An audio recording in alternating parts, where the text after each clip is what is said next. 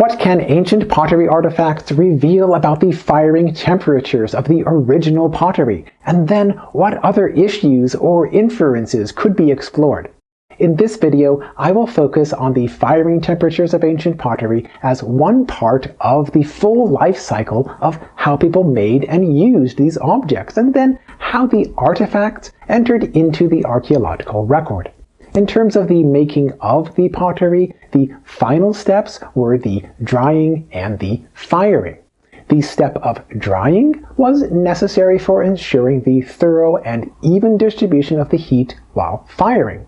The step of firing needed to allow for high enough of a temperature to start the vitrification process that could transform the physical properties of the original clay recipe. More heat can create more extensive transformation of the material.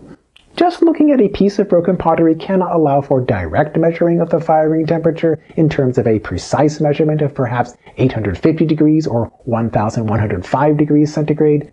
The visual observation can, though, reveal the approximate extent of the physical transformation that was caused by the heat exposure. Even in just one tiny fragment of broken pottery, the approximate extent of heat-induced transformation of the baked clay can be observed in at least three major categories of earthenware, stoneware, and porcelain. A category of earthenware refers to the lowest firing temperature for the initial effects of vitrification, generally in the range of 800 through 1200 degrees centigrade. Higher temperature will create a category of stoneware, wherein the vitrification is sufficient to create a waterproof material. Stoneware generally was fired at temperatures of 1100 through 1300 degrees, and it often but not always coincided with the use of a kiln or similar heat-controlling technology associated with producing forged metals and glass. A category of porcelain is fired at a high temperature, generally at 1200 through 1400 degrees. This thoroughly vitrified ceramic material tends to be white and sometimes translucent. The firing in this case is possible only in a specialized structure, such as in a kiln. In a large-scale and long-term view, most archaeological pottery has been made of earthenware, found throughout most of the world and enduring for long extended periods of time.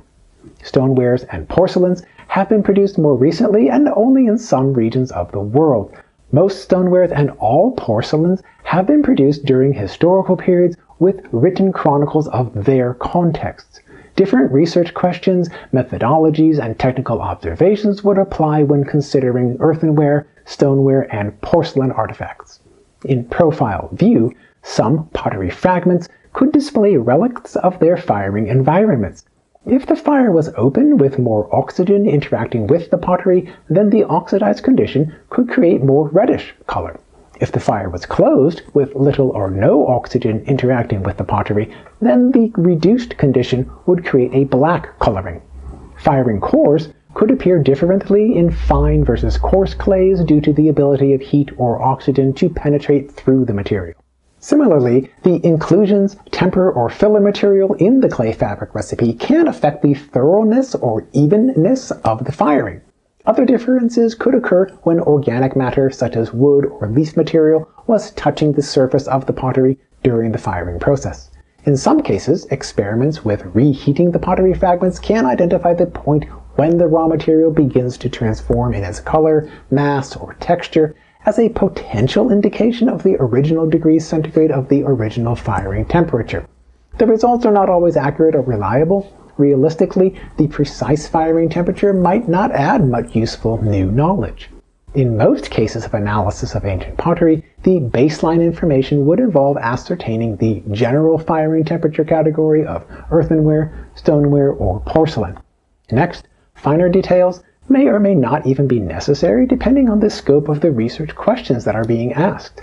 Most pottery artifacts can reveal aspects of the firing core and firing environment as parts of the technical and artistic traditions of the people who had made the pottery. If a precise measurement in degrees centigrade of the original firing temperature needs to be known, then modern-day experiments potentially can gather this information. In my approach, the firing temperature of ancient pottery can provide important insights into understanding how the pottery was made as one part of the full life cycle of the artifacts. How would you work with this information toward addressing questions that are interesting for you? Thank you for watching here. I will see you in the next video.